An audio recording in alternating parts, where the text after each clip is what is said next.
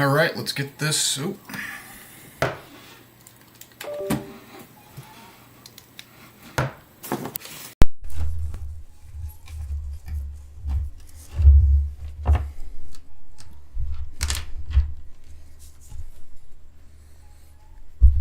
Sorry about that false start. Literally got out of work 30 seconds ago.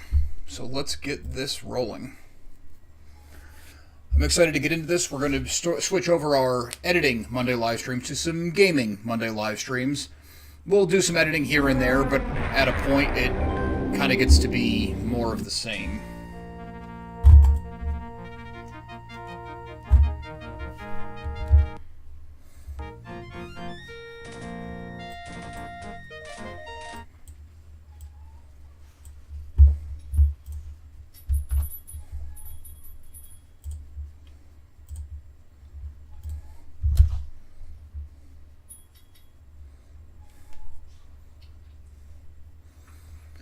I'm probably going to get a copyright strike for that. I thought it'd be cool to jump into Dark Forces from 1995. Sorry, I had to stop the music. Yeah, I'm probably going to get a copyright strike for that, which sucks because it's only 30 seconds in and I planned on turning off the music. If you can't tell, this is my first gaming live stream. It took me like 3 hours over the weekend to get OBS set up. I guess it's the most popular live streaming tool, and it is not at all intuitive or user-friendly, so that's awesome. I have not played this game probably since 1998, maybe 1999. You can see here I have a test agent that was just to try the stream out to make sure it worked before we went live, and here we are. So far so good. I will get the game audio back on once we get in there and I shut the music down. I hope all the levels are okay. I have my audio mixer here, but I can't hear what's coming through your end. I just have these on to stop the echo. So let's do it. We got a confidential mission from Senator Mon Mothma. The rebellion is counting on the completion of this mission, Commander Katarn. I hope success is on your side. If you don't know, you play as Kyle Katarn, and this has all been overwritten by Rogue One, which is unfortunate because this is a cool story. Kyle Katarn's a cool character, but Rogue One was also an awesome movie. So maybe we can justify it saying that they had multiple leads on the Death Star plans, and this one didn't really work out, but it did for Rogue Squadron, or Rogue One, so good job. The Death Star plans were locked away at an Imperial secret base on the planet Danuta, where they await transport to Lord Vader. Very little is known about the layout of the base itself, so I'm afraid you will have to act as your own reconnaissance. Once you have the plans, get out immediately. Operation Skyhook will deliver the plans to Princess Leia on the consular ship the Tantive 4. She will then continue the mission. It's pretty cool that in both timelines, both continuities, expanded universe, and canon now, it butts right up into the events of A New Hope, which obviously she has the plans on the ship, but I find it interesting that both key stories on the Death Star plans, and there might be more out there that I either am not aware of or forgot about, that don't have some things happen in between, but that is pretty cool. I'm going to go with medium. This is more just about getting the story and the lore than actually playing the game, and honestly I don't play a lot of games anymore, so I'm pretty bad at them.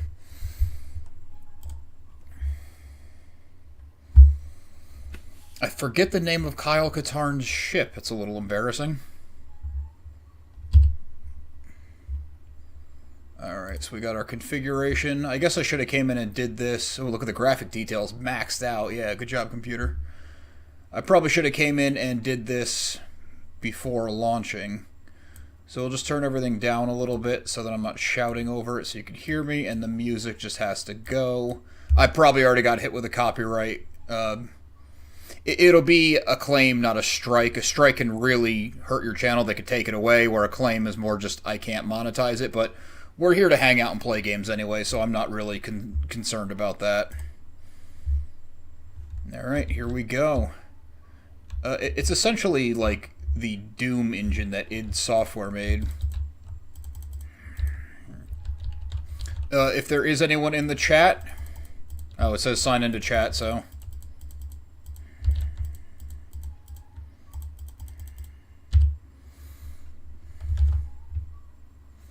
Sorry guys, just give me 1 second. I had connected OBS to my YouTube channel, So I thought I'd be able to monitor the chat from there. So I'm actually not sure how to do it. So if you just give me a minute, I will try to figure it out. It's going to be messy this week, and I apologize for that. We'll smooth it out as we go.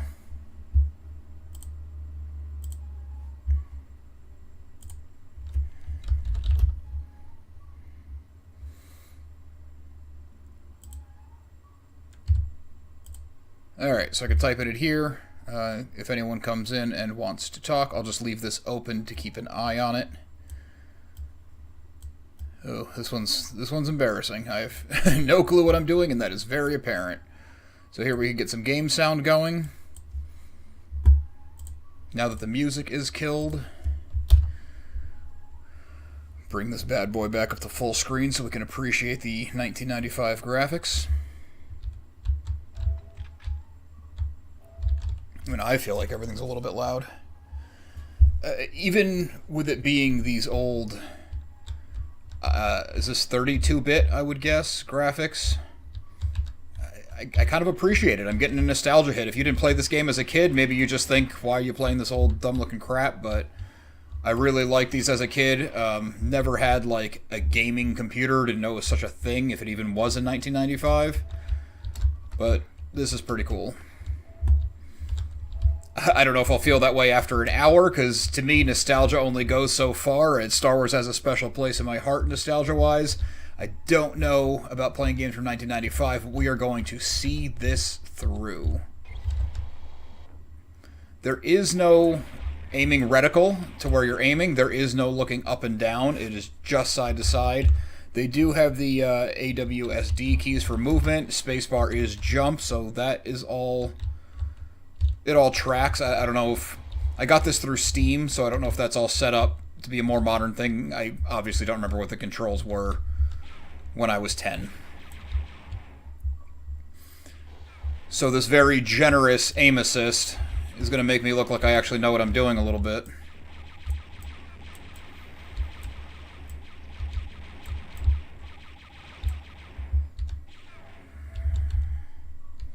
Glad I put it on medium and not hard, because I am getting lit up. The aim assist can't quite find that guy, so we'll just move on. It's kind of an interesting choice to make all the rock gray and the base gray, but that might have just been a graphical limitation. I would think to make the actual terrain maybe brown.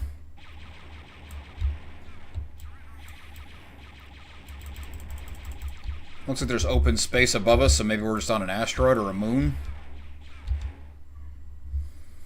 I don't know if you could read the numbers, but down on the left, the green is shields, then health, and then I'm guessing your lives. And down on the right here, we got the ammo count. I gotta find a way back up there. I was working on writing down a handful of trivia facts so that I could keep the conversation going when I started to draw a blank as we play, because I don't want to just sit here and have you watch me bounce around. But that's all covered up by the interface, so... Oh, and I'm out of ammo. I'm out of ammo with everything. That's not good. I think my fist might do more damage than the Stormtrooper E11 that I picked up. I also forgot to run over the bodies and get all of their ammo. There we go. There is no reloading, there's no aiming, there's no ADS, aim down sights. I also am already lost.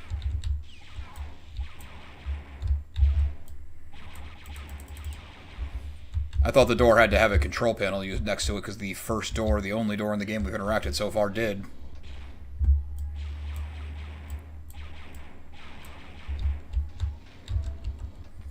As far as just a watch and play along goes, I know I'm not great, so sorry in advance. I should probably start being a little bit careful. There's no sprint. But instead of pointing out all the limitations to the 30-year-old game, we should just enjoy the ride, because this is, I believe, the very first Star Wars first-person shooter ever, and any gamers know that GoldenEye really changed what the first-person shooter genre was, and I would say after that, Half-Life brought us into, like, the modern era.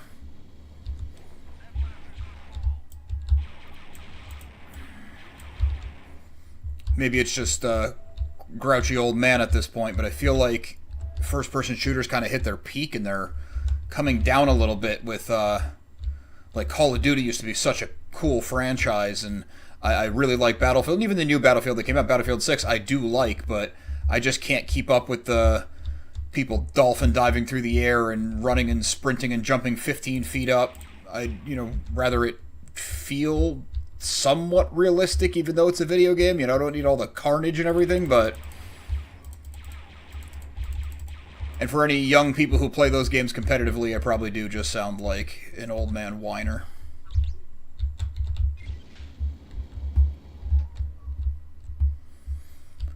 I did see a Star Wars creator who does Star Wars builds, Whitey from Whitey's Wicked Workshop, actually has print files so you can get the HUD interface, the health, and the ammo bars. I thought that was an interesting one that he came out with, but I thought it was really cool because of how unique it is. I flipped a switch up there and I have no idea what it did because I'm just trying to keep my stream of conscious going more than focusing on the game. I wonder if this is like Wolfenstein, where you just walk around hitting activate on every single wall panel, and every so often you come across a... Well, you're not going to find a hoard of Nazi gold in this, but, some stolen Imperial treasure. Alright, little guy, what does this thing do?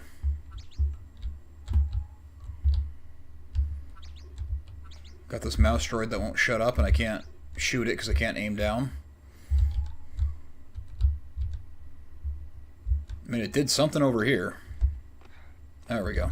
It all looks the same to me. I can't differentiate it.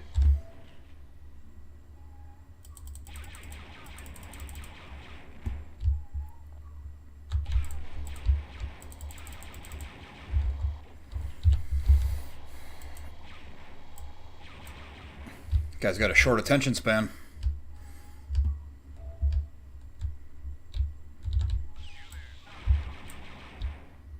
A lot of these troopers are just like stuffed in closets and told to wait.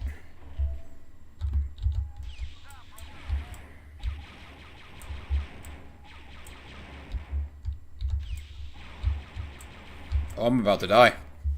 Didn't even realize. I gotta be more careful. So I wonder how checkpoints work. I'm gonna say I died on purpose so I could test that. Okay, not too bad. Not too bad. Oh, and the enemies stay dead. That's surprising. I figured it would just reset to an autosave state.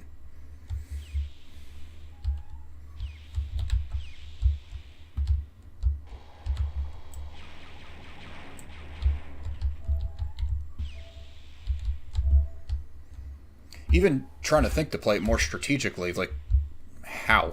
I can't, like, peek around corners or anything. You have to fire a handful of times before the aim assist finds the target.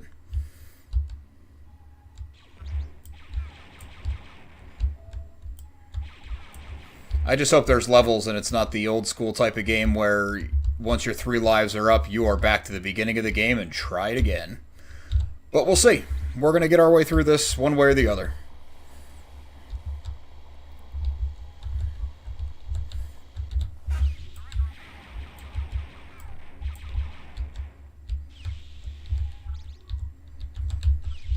I am really liking, it's going to sound stupid being that it's a Star Wars game, but the Star Wars of it all. I like the variation on troops. It's not just stormtroopers. They have the different weapons. It's kept simple. All the ammo is the same and all that. I don't have to go back to my first gun because I ran out of ammo for the second. There's... Got some voice acting in there. I did not remember or expect that. I just blanked on what Kyle Katarn's ship is called, too.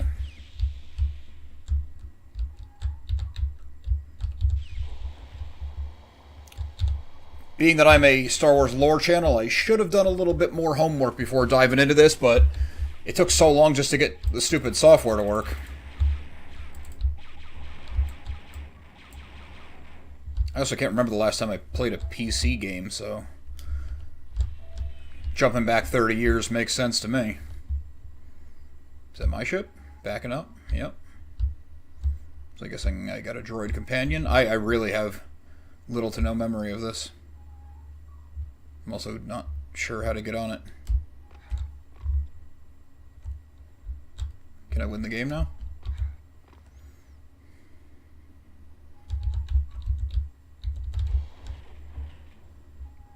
Okay. So it looks like my ship's here. Mission objectives complete. Okay, yeah. Thank you. I don't know what I'm supposed to do about this. Press escape key to end mission. Okay. Why would you ever think to press the escape key to end the mission when that brings up your menu? Oh, next mission. Wow. Okay. That's bad.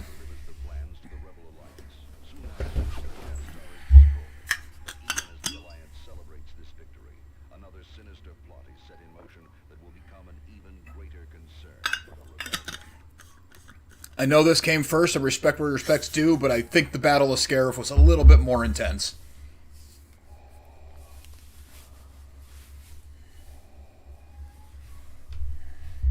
The Emperor has approved your first demonstration, General Monk. Thank you, Lord Vader. What I unveil today will mark a new era for the Empire. We will be able to decimate the rebels just as we did the Jedi Knights. At last, the Emperor's war will be filled only with the glory and beauty of decisive victory. A noble cause, General. I hope the demonstration lives up to your claims. Proceed. With pleasure. Dark Trooper, release. I'm just pulling the stream up on my phone to keep an eye on it.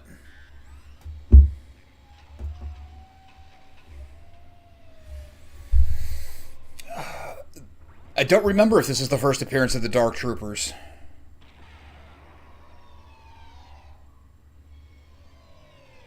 I mean, it would make sense in a game called Dark Forces, but there's so much to Legends that I don't want to commit to saying it is.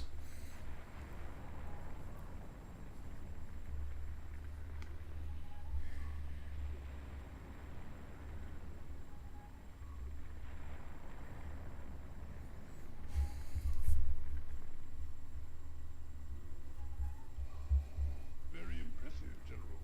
The Emperor will be most pleased. Continue with your project. The cutscenes are impressing me. I thought it was going to be static images, you know, like Vader here and the text here. I thought that's still the era this was. But Lucasfilm, George Lucas, LucasArts, ILM, all these related companies were always pushing the boundaries. Has been keeping us on the run since the destruction of the Death Star. 5 days ago, the Empire attacked one of our secret bases in the city of Tanay.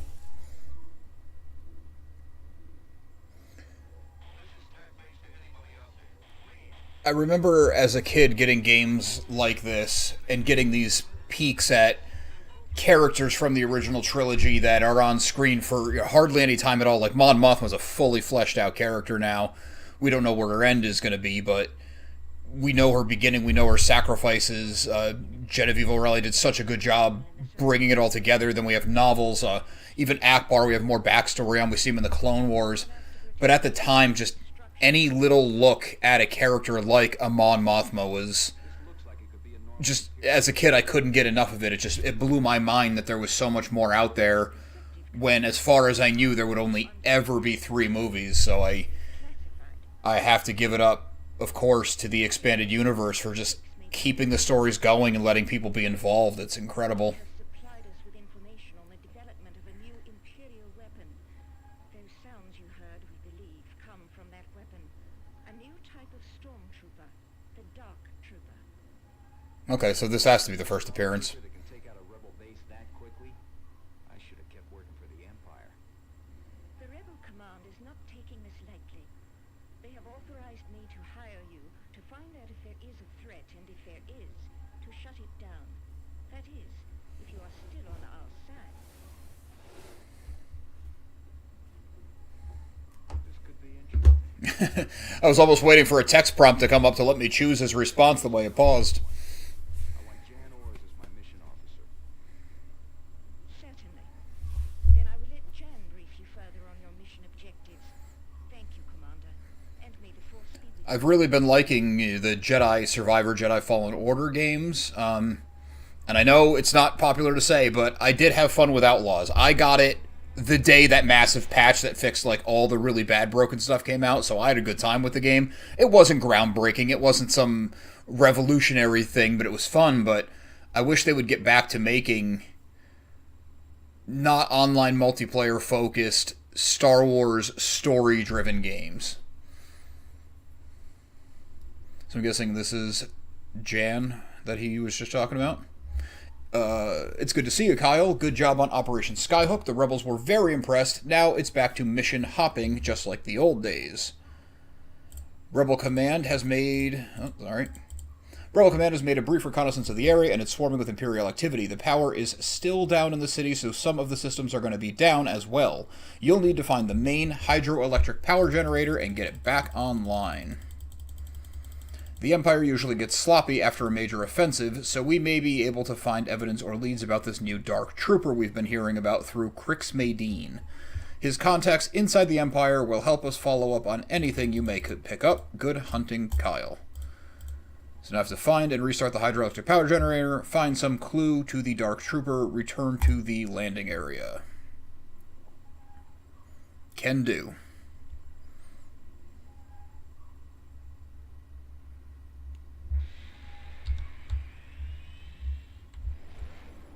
I will look up the name of the ship before next Monday's stream.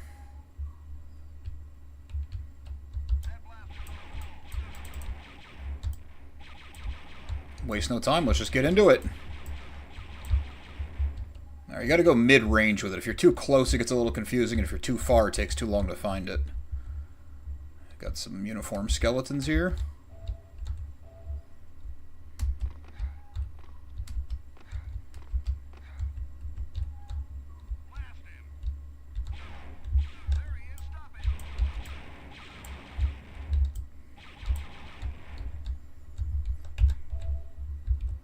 And if anyone's watching this or after the fact, if you drop a comment or two on how it's looking, how the sound is going, I will make adjustments for next week. As I said at the top, in case you missed it, this is my first ever gaming stream. I just got the stuff set up yesterday, which took way longer than I anticipated.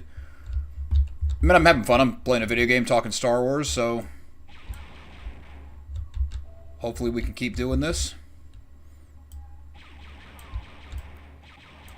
I got a whole pack of these vintage Star Wars games. I got Dark Forces 2, Jedi Academy. More in that vein, Force Unleashed 2. Battlefront 2 from 2005 I wanted to get into, not even for the gameplay, but just for the story aspect of it. Because there is some lore in there. Oh, and I believe I have Republic Commando, which I'm also excited to get into for the story. But I wanted to go back. The first Star Wars video game I ever played was actually Rebel Assault 2. I don't have that one. I don't actually know if it's on Steam, but I should check. From what I remember, it's less a game that you play, and it's more like interactive cutscenes with the way that it was created and shot, I guess. Because, holy crap. I remember there being a lot of Easter eggs after I finally beat the game. You could go back through and type things in at certain areas to get like a Stormtrooper Wile E. Coyote effect, or have the Stormtroopers all dancing in formation, and just goofy stuff like that that the devs threw in to have a good time. That's actually the game that taught me the word Easter eggs. I doubt it originated there, but that's my first experience with it.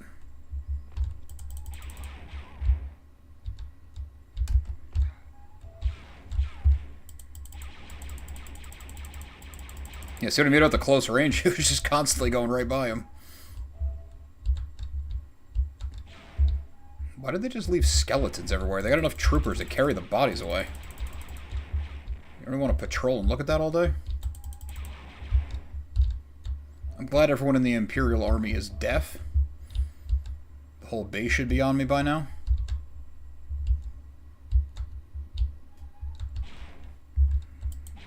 Where was he?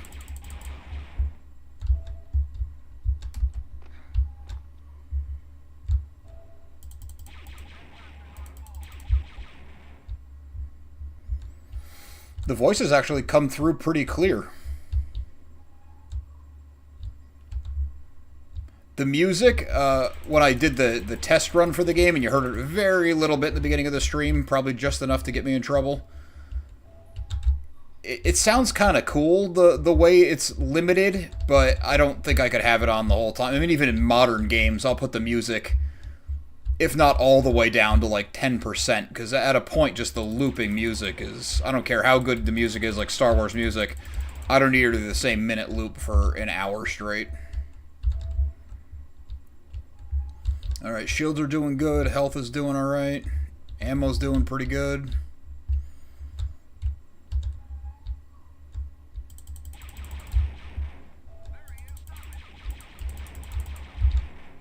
Since every kill gives you ammo, I just killed those two guys and I'm exactly even with ammo, so I gotta do a little bit better in my accuracy so I can start getting some positive ammo going.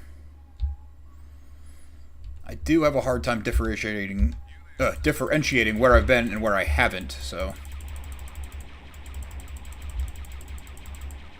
I don't know where they were all going, they just kind of just walked in a line and let me shoot them, so that was nice.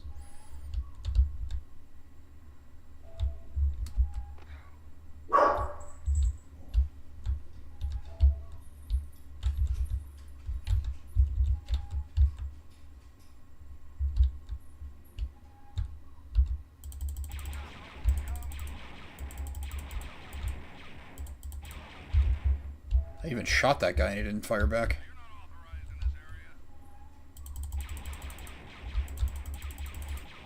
The stormtroopers are the exact same color as the wall. It's a little hard to pick them out sometimes. I do like that the look of the level is a bit different, though. I knew that was going to happen. The controls are, as you can see, very bouncy.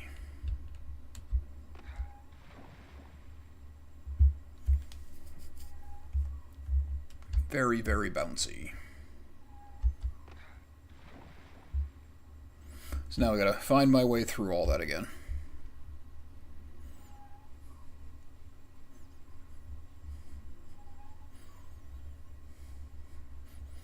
In past Mondays, we were doing an editing live stream, which I thought would be fun to kind of pull the curtain back on my specific editing process, my specific YouTube channel.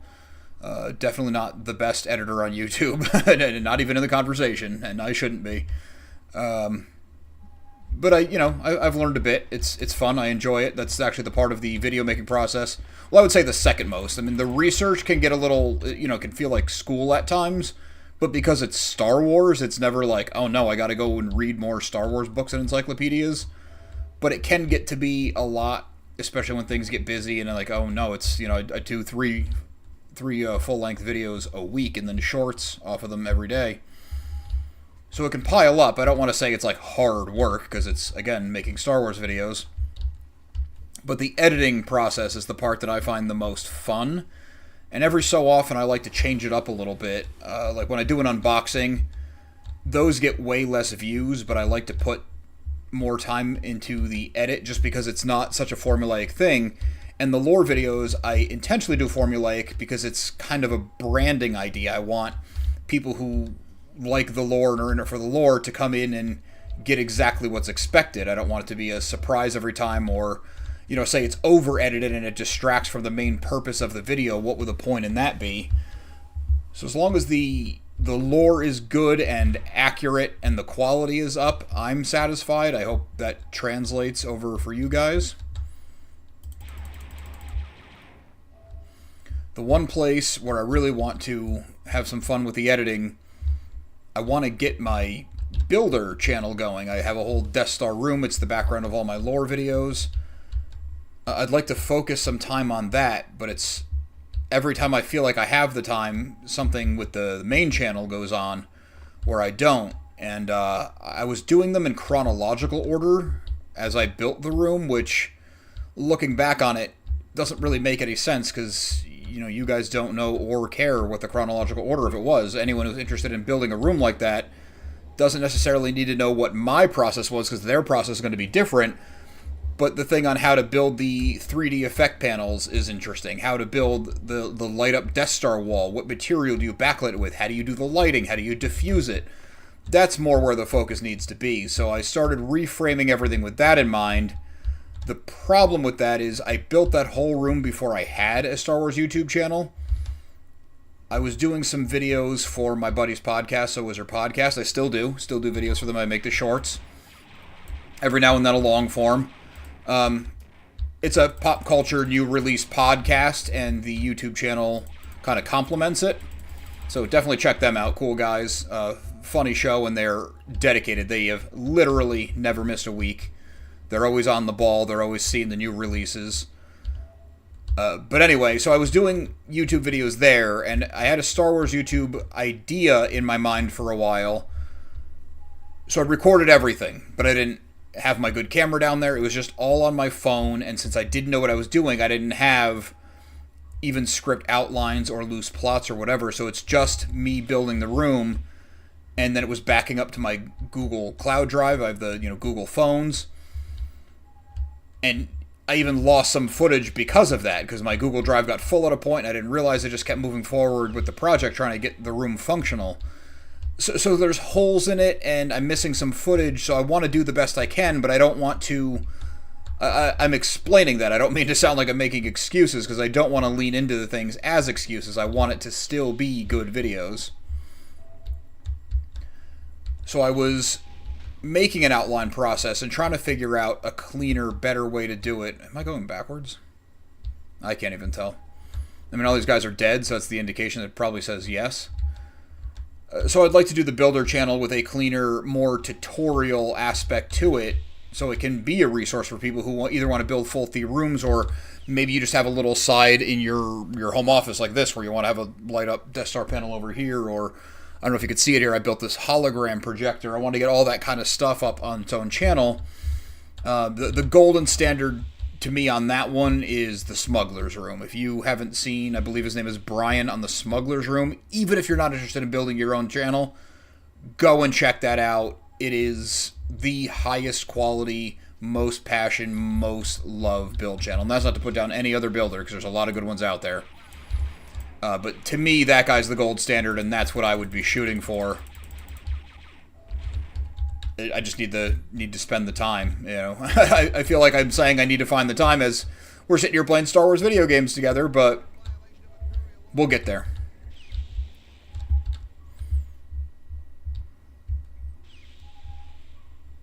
For anyone who's in the Northeast, or Colorado actually, I started doing some work for Altered Reality Entertainment, and they put on various Comic-Cons, like the Rhode Island Comic-Con, Rhode Island Anime Con. They have a Terror-Con. I don't know if that one's going to be part of 2026, or if they're kind of in a rebuild phase on that one. I just started.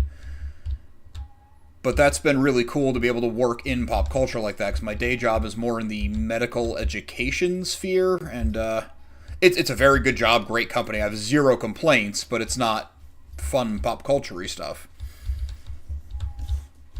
Oh, Keela's here to say hi. I know. Half an hour. Okay. Oh. She gets a little antsy when I'm sitting in my office for too long. So the core Star Wars channel, Imperial Remnant, that you're watching right now, if you are. Well, if you're not hearing this, so it doesn't matter. That's going to stay lore-driven, and I'm always working on ways to refine that, to do a better job, give you more information. I also like to try to reference things like today's video at the time of this recording, Monday the 2nd of February, is on Warlord Zinj, who is a Legends Imperial Remnant character. And I was putting way too many details into the video. I mean, obviously I want good information there, so there should be some detail. But it was kind of getting in the weeds where the video is going to end up being far too long and just kind of give the whole thing away, where I want to give you enough that the video is complete. You don't watch a video and say, well, what does that mean? Where does this go? What is that connected to? But at the same time, encourage people to pick up the X-Wing novel series, or at least The Courtship of Princess Leia, which I know a lot of people don't consider a super strong entry into the expanded universe, but it's all part of the EU story, and that is actually Warlord Zinja's debut, but also his end, where the X-Wing books came after and filled in the blanks on that. So it's kind of an interesting balancing act I try to do, where I try to give you, here's the full story. So yes, there's going to be spoilers. I mean, the books are probably as old as this game. So I want you to feel like you got something out of it. I wasn't sure if there was a crouch button or not. But I still want to leave enough that you would want to read or reread, in my case, the X-Wing series. So many of the EU I haven't revisited since, like I said with this game, 98, maybe 99. I guess going into the early 2000s. In the early 2000s, as high school broke way to college, I kind of fell off on a lot of the novels, or at least way slowed down. Middle school and early high school, I was a book a week, and then it went down to a book a month. Now now with the channel, I'm reading not quite a novel a month, because I also have to research and write, so it's not reading a straight novel from cover to cover, but it's refreshing on a novel, or starting a novel, or Audible has been a huge help, the audiobooks. Actually, I didn't mean to make that a plug, but I do have an Audible affiliate link if you want to check out Audible and support the channel to no additional cost to you, in the description. That has been a huge time saver. Or like for the Tales of books, a lot of those individual stories are on YouTube. And recently I found that, I'm blanking, Pablo Hidalgo, who probably has the coolest job in the entire world, where he's like, I don't know the exact title, but he's like Master of Lore for Lucasfilm. So that's super cool. Wrote a massive resource book, not just for YouTube channels, but for Legends fans, EU fans, summarizing, it's something like 45 novels and 120 shorts, or something crazy like that, where it's kind of a primer to, it's not the same as reading the book, but it's like a good refresher, because it's been a long time and there's a lot to reread. For a while on the channel, I was doing a focused, I forget what the breakdown was, but I think it was like Monday was a character, Wednesday was supposed to be something like kind of in our world, like whether that was collecting or a show or book or movie review, something along those lines. And then Friday was Legends. I think that's what the breakdown was. I haven't been splitting it up that way. I've been doing more like thought exercise things on like, how would the Rebellion pay for the war? How would the Rebellion build their fleet? How does the ISB function? And there are a lot of real-world parallels in all these things, and I try to keep those more subtle, because I'm not here to ostracize anybody or play politics or make people think I am, or saying something I'm not. I'm literally just talking Star Wars at all time. Yes, there are real-world parallels. And that was intended from Star Wars from the start, where George Lucas had a lot of ideas about things that he wanted to get apart to people, and you can hear that in interviews, read about it. Those Star Wars Archives books are incredible to get into the man's mind. I never want to put words in someone's mouth. So it's ever present, and if you're feeling at my lore videos, it's there, but I wouldn't say it's intentional. It's a byproduct. There has to be a crouch button, right? Oh, there is, but it's a toggle. That's tricky.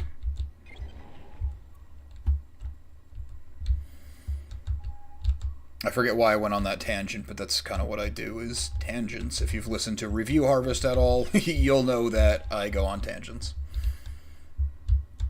So the lore videos, not going anywhere, definitely not. I want to get more into the collecting side of things, but I don't know if that interested lore fans as much, or if you're just here for the stories and the information. When I do do an unboxing, or a bit of lore, or like talking to Tom Spina from Regal Robot, Tom Spina Designs, he is both companies. Super cool guy. They make incredible stuff But I understand not everybody, myself included, is buying a, I don't know what it is, $1,000, $1,500 Emperor Palpatine desk chair. As much as I would love one, it's not really in the cards. But they make incredible stuff. I guess it's another tangent. Check that out. But my main point of bringing all that up was, I don't know if people are as into collecting, but collecting and Star Wars, to me, are kind of synonymous. I mean, I guess any franchise, like I'm sure diehard Lord of the Rings fans have that, or diehard Star Trek fans have that. I'm sure it exists in every fandom, but the Kenner line of action figures changed the game for movie tie-in merchandising, as far as I know and as far as I'm concerned. Oh, what do we got here? Oh, I can't equip that. That would be fun.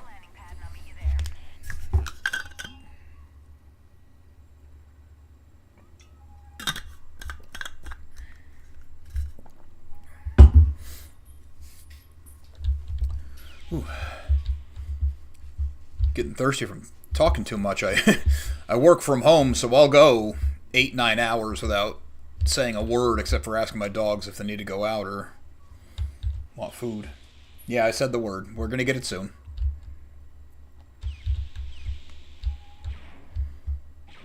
I thought I had one more switch to find, but she said to get back to the landing platform.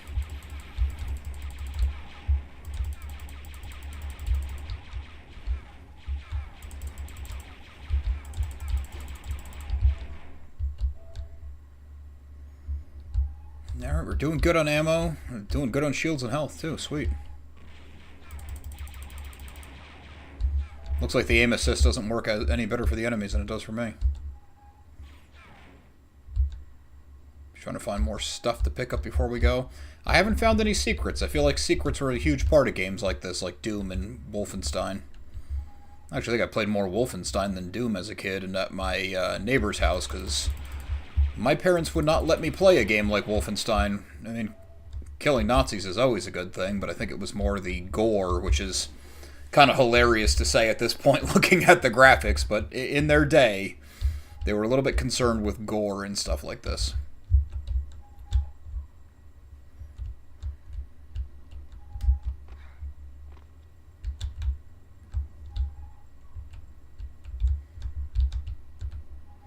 I'm going to have to find Rebel Assault 2, because now that I'm taking this trip down memory lane, that was my gateway Star Wars game. I also thought it would be really fun to revisit the other Lucasfilm games, and I guess we could put this on the back burner in the back of my mind. Like, Day of the Tentacle was one of my favorite games ever. I played it so much. It didn't matter that once you beat the story a couple times, you remember all the beats and you remember where all the things are. It didn't matter to me. I still ran through it. You know, you purposely pick stuff up wrong. You purposely try to do different things just to hear the characters react differently. I thought the animation was incredible. That one led to Full Throttle, led to Sam and Max. I know there was other ones out there. And in Day of the Tentacle, you could use a computer in the game to play an older LucasArts game that came out before that, Maniac Mansion. I never beat Maniac Mansion. I only ever played it inside Day of the Tentacle, but I'm pretty sure it was the full game. I know it's not Star Wars related, but it's LucasArts, so I guess what I would do is back burner those until we've run through like all the Star Wars games, and I don't know if that's even possible, and then move on to something else.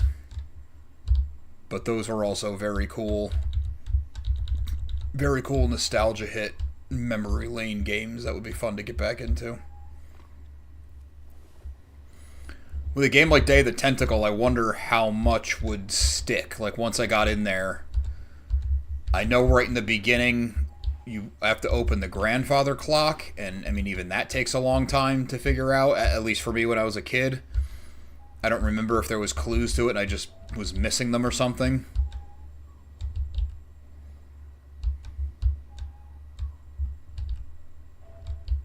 Alright, I guess I gotta go this way because there's enemies that are alive here.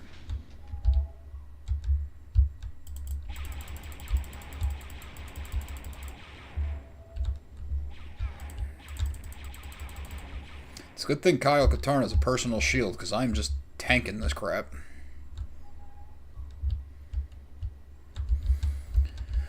Modern games, I got Battlefield 6 to play with my friends. They are all way better at shooters than I am, and they all moved on way quicker than I did. I stuck it out for a while. I do still like it, and I plan on revisiting it, but they started playing Arc Raiders, and I held out for a long time, but I got it just to be able to hang out with them, because a lot of them are actually friends I've had since I was like 14, 15, but, we live all over the place now, so it's cool to play with a buddy in Florida, buddy in New York City, and, local friends all at the same time.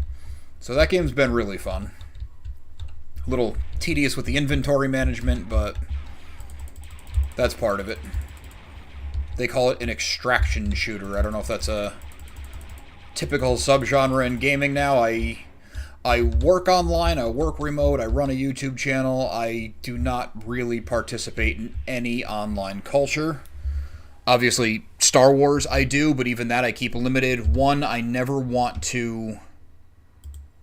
This pressing the menu and going to the next mission thing is wild. It's like they forgot to end it.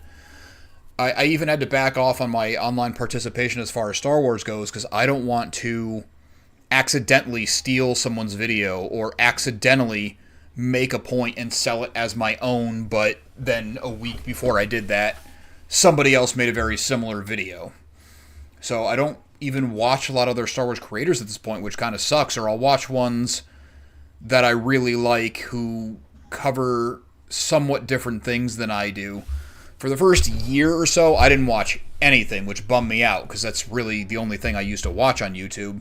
Now that I have my voice and my methods and my patterns for my channel, I'm starting to delve back into the waters a little bit more and watching other people, because I'll know if it's their voice and not mine at this point, that I've done enough videos. I'm always trying to refine mine, so if there's things I'm doing that I'm finding they're doing better, like my intros were too long, or I like to now do a quick get into it, and then in this transmission we are going to cover, like, lay it out really simply. I don't actually remember where I picked that up. Then I try to watch other big creators to kind of get an idea of what they're doing and things I can take in. And some of it, like, I really like Mr. Who's the Boss. I think he's very engaging, and he seems to genuinely be having a good time, even though if you watch him in interviews, he's a bit more subdued and serious. But that is a guy who puts 100% of himself into every video, into every edit, into every little transition, every little joke. Even the things that feel a little bit off the cuff, I feel like are either found in the moment and polished, or he's just done it so well for so long that the off-the-cuff stuff is just performance art. So I haven't really borrowed anything directly from him, but just that, like, even today I had to get a video up, and yesterday was Sunday, and it was freezing cold out, and I didn't feel like it, and I got, I got roughed up at jiu-jitsu the day before. By the end of the week, I'm just fried. I didn't really feel like coming up here to edit. I never miss deadlines. That's just something I tell myself is non-negotiable, is deadlines. But I also, when I do come to do it, it's never, well, let's just get it done. It's never a go through the motions exercise. It's always, no, find the right image, find the right transition, push it on the emphasis, don't cut a single corner. Okay, so back to the story. Mission number 3, Anote City, the subterranean hideout. That thing you found was a weapon of some sort, too large for a human being to use. Most likely, it's a prototype weapon for the Dark Trooper. I found the symbol MR on the barrel, the signature of an infamous weapons specialist named Moff Rebus. Moff Rebus is wearing a tank top and sunglasses, so I feel like Moff might be his name and not the military political title. A real character known for his paranoia and extreme loyalty to the Empire. He may be our next lead to the Dark Trooper. Really smart to sign your weapon, guy. Rebus has hidden himself somewhere deep within the sewage system under the city of Anote. He has engineered an elaborate series of drain gate switches designed to thwart any intruders from discovering the route in his lab. Oh, that's great for me who can't tell the difference between any of the scenery. First, activate these switches, then your search for Rebus may begin. Beware, it is likely that Rebus has surrounded himself with guard droids, and the largely unexplored sewer maze may hold other dangers as well. Oh, is this where there's the, was it a Dianoga? I seem to remember that in this game. It's probably in a lot of these old games because we only had the original trilogy to borrow from. Remember, we need both of you back alive. I'll have the decontamination shower warmed up and ready. Alright, so let's find Moff Rebus. It's funny they went with Moff, because it clearly is not the title like Moff Tarkin. Alright, so they changed up the design again. My ship gets to stay here this time. I don't know who's been picking me up.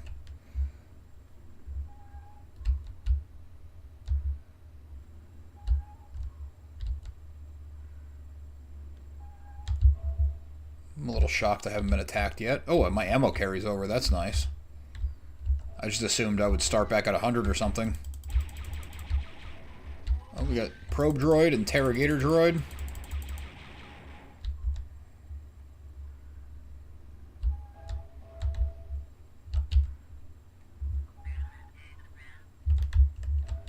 The very familiar probe droid speak.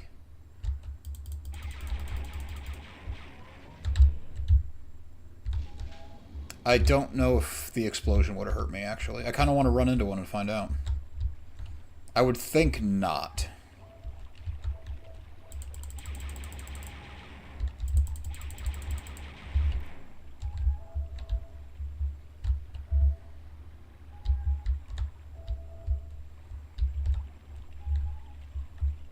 Oh, they're on the other side of a wall. 100 health is the max. I like that my shield can go up to 200.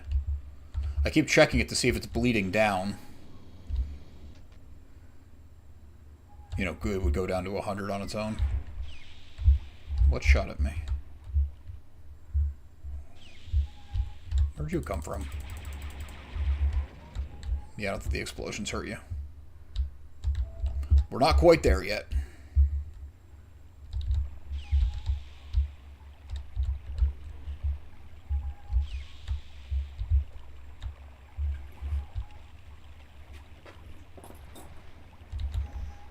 Alright, you do move slower in the sludge, so that's a good detail.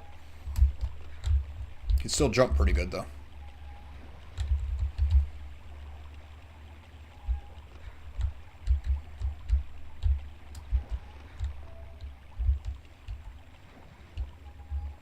Alright, this must be what I opened. Thermal detonators? Hoo-hoo.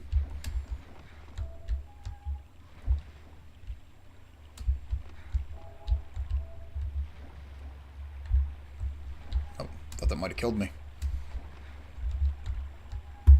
Oh, I do have a third life again. I don't know when that happened. Haven't really been paying attention.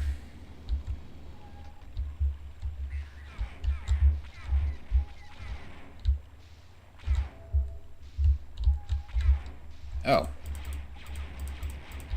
I can't hit it. It's too close.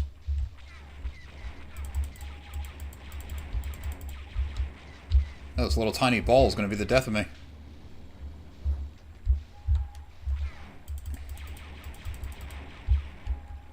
It blends in so well, and then it's too close to you, and the auto-aim can't take it.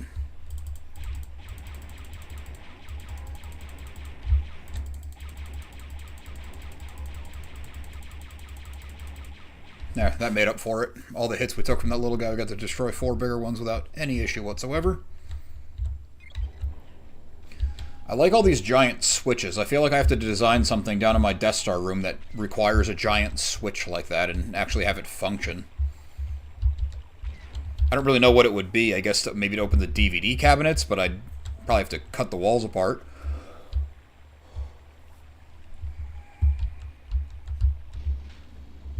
I wish that room was bigger. I always want to add more to it.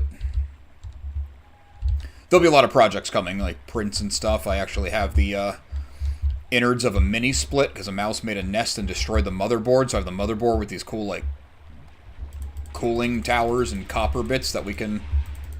Oh, there it is. Got the Dianoga, and I killed it. Oh, there's another one. Must be babies, because that thing was supposed to be huge.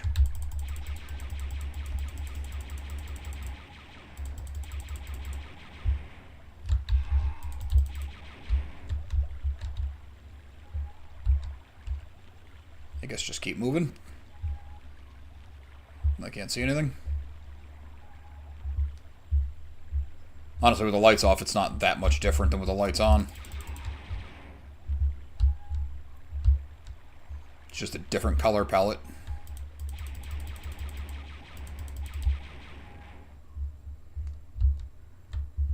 Nice and quiet.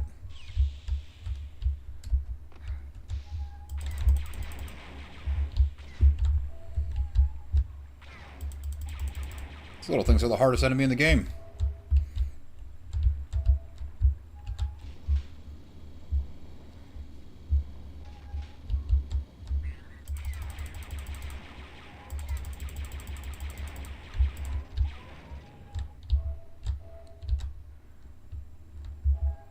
Give me your energy units. Okay, so switch 1 can actually lead me out of this place. It's good to know. I think that's what we're doing here. Now I just have to work my way back to the main area, flip the switch again. Oh, if the enemies respawn every time, it's going to get really old.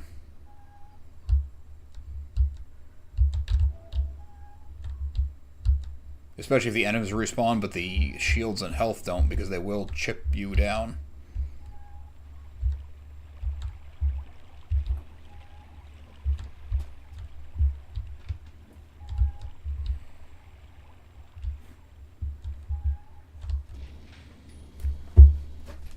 Good girl, Keela.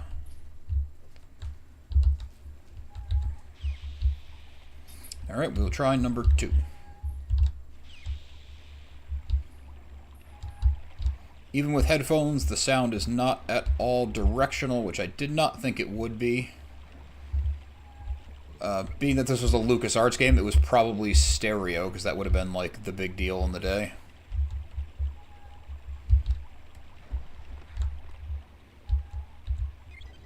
I'm going to go out on a limb and say I don't think it matters if it's 9-channel surround sound.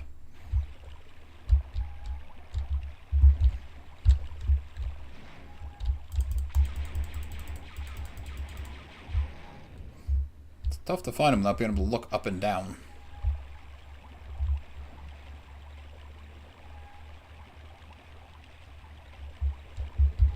Alright, now it's dark. And I have no more shields.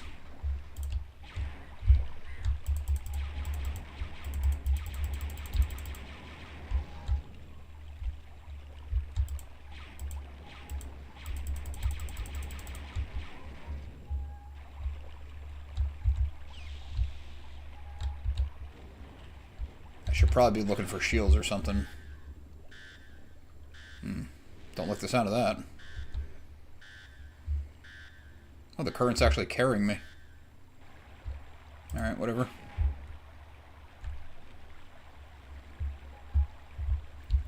Hopefully this isn't sudden death at the end.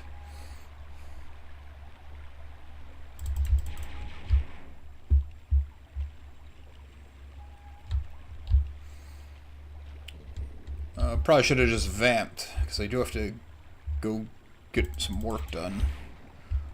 My side job, I am not live streaming video games during work. That would be nuts.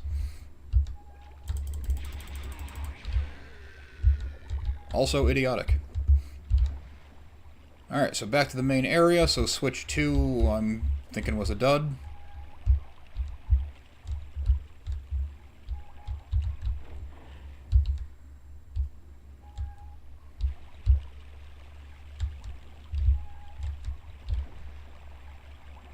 I feel like this is where I just came out of.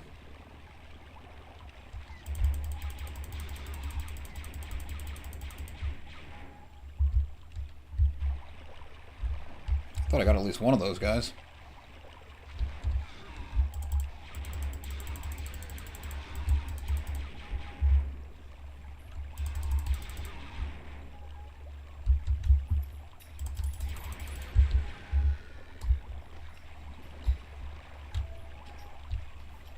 Hi, Luna. We're almost done, then I'll come down and take care of you.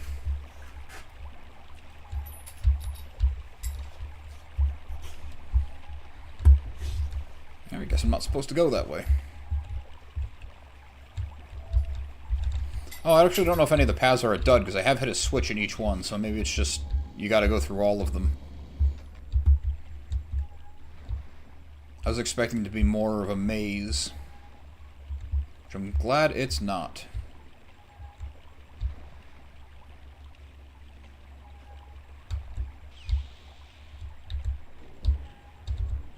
Well, that felt way too familiar.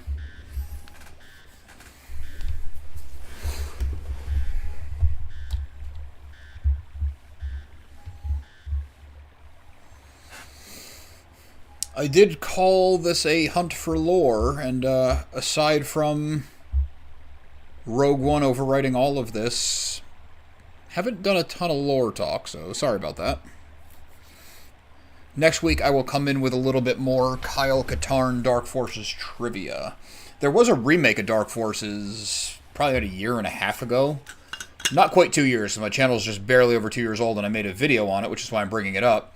All about Kyle Katarn, so check that out.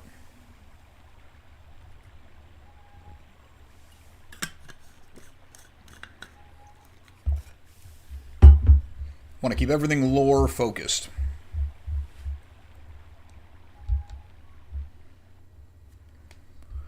Yeah, I think that was just bringing me a circle until I made a proactive choice. But that's another switch down, so hopefully it's just one more, because my dogs are getting antsy.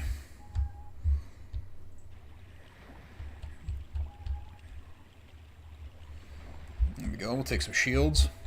Let's take some ammo. Kind of feels like they're gearing me up for a big fight with all that. I did get those thermal detonators. Got to figure out how to use them.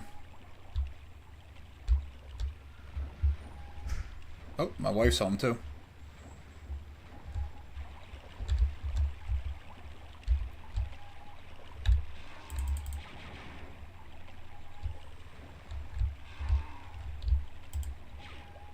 Oh, I think I ended up in the same room. I didn't get the switch. Yeah, it's the same room as always. Probably have to come back through here. So it does have a little bit of maze quality to it.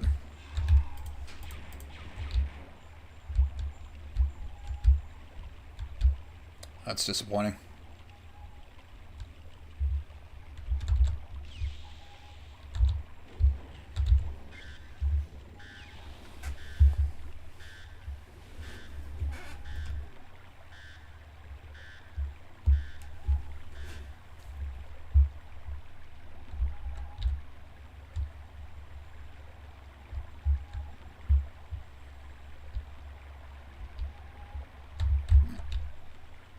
Mellow man.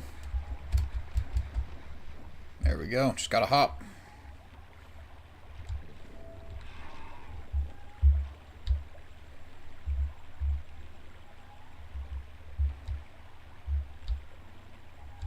Oh, leads you back to the main.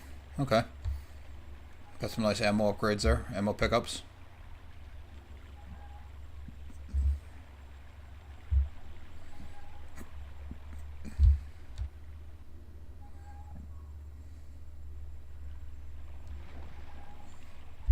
Alright, so we gotta try that one again, so don't hit the switch and figure out how to get back in.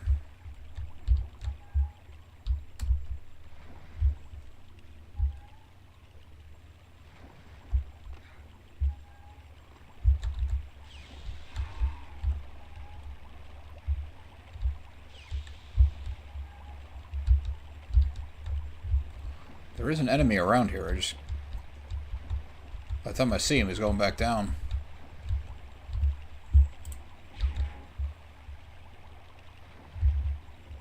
I don't think it's possible to make the jump over to that. That must be a different switch. But then I'm back in this room again, so I'm definitely missing something. This is what I was afraid of.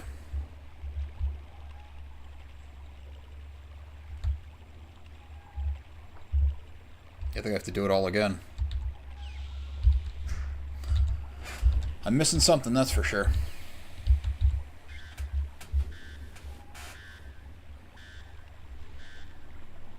It's not really a whole lot of area to cover.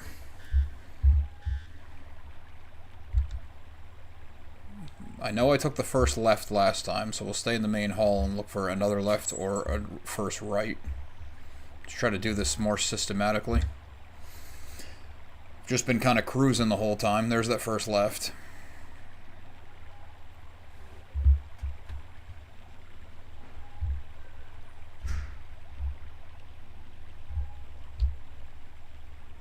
I think that's where it comes out. I'm just running to the end.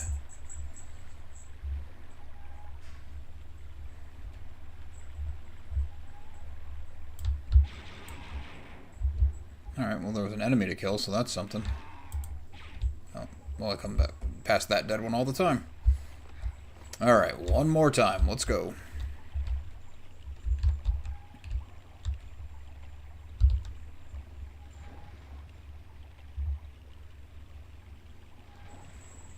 Yep, so all the pickups are gone.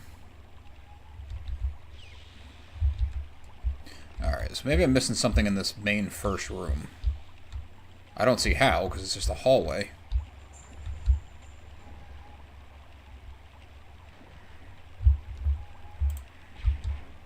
There is this room over to the side, but I don't think I can run and jump that. No, you clip the wall. Oh. I didn't think I could jump that high, but you just had to keep doing it until he decided to.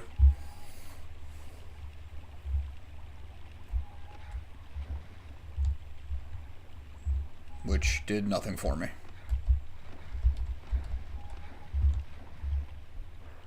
Okay, never mind.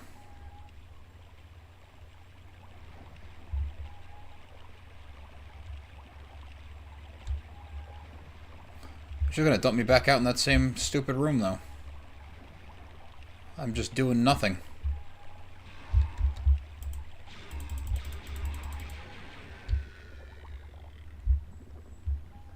I guess the other answer to this question could be that this path is just a dud. But then I don't feel like I've progressed anything. Oh, did I die?